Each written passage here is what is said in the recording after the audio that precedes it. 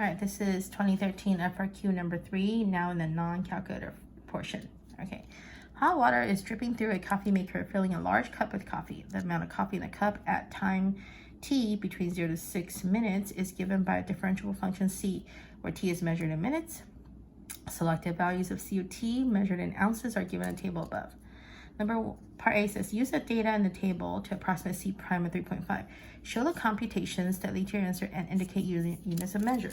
So what is C prime of 3.5? Well, I have 3 and 4, so we're going to use those two as my y2 minus y1 over x2 minus x1. So 12.8 minus 11.2 over 4 minus 3. That gives me 1.6 over 1. So 1.6 ounces per minute, right? That's how fast it is changing ounces per minute. All right, that's it. Part B. Is there a time between 2 to 4 where C prime of t equals 2? Justify your answer. So, well, what do we want? We want C prime to equal to something. Well, C prime could be equal to an average, right? So if we take a look at 4 and 2, if we subtract, if we do y2 minus y1, 12.8 minus 8.8 over 4 minus 2, that gives me 4 over 2, that's 2. So that's when the average is equal to the instantaneous. Therefore, by MVT, and because this is a continuous function, where does it say? It is differentiable. If it's differentiable, it is implied it is continuous, because you cannot be differentiable and not continuous. So by MVT, and this is a differentiable function, there is a place C prime of t equals 2 because there's when the average equal to the instantaneous. Okay. Part C, use a midpoint sum. All right, as MRAM. With 3 subintervals with equal length indicated by the data in the table to approximate the value of 1 over 6 integral of 0 to 6 C of t. Use correct units, explain the meaning of it in the context of the problem. So 3 subinterval. That's 1, 2, 3. 1, this is the midpoint. 2, this is the midpoint. 3, this is the midpoint. All right. So part C, integral between 0 to 6 of C of t dt. Midpoint formula says it is the width between 0 to 2. So 2 times the height that's in between, that's 5.3. Plus between these two, so between 2 and 4, that's 2 again. But then the height of 3, 11.2.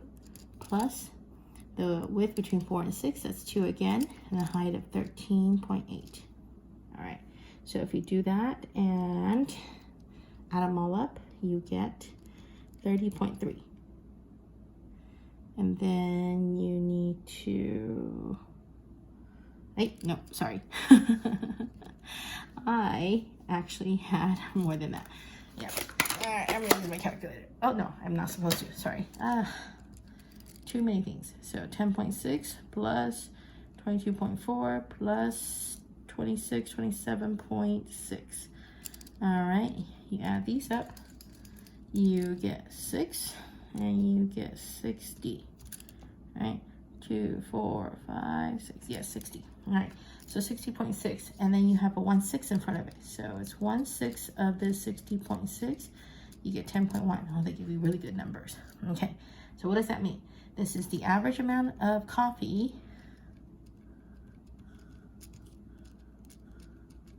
in the interval of 0 to 6 minutes.